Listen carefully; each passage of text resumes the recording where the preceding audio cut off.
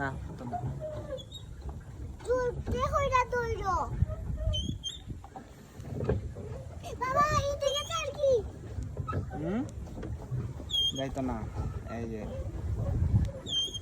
আমরা আইছি। হ্যালো, আসসালামু আলাইকুম। চমৎকার একটি বিকাল এবং আজকে ছুটির দিন। আমরা আসলাম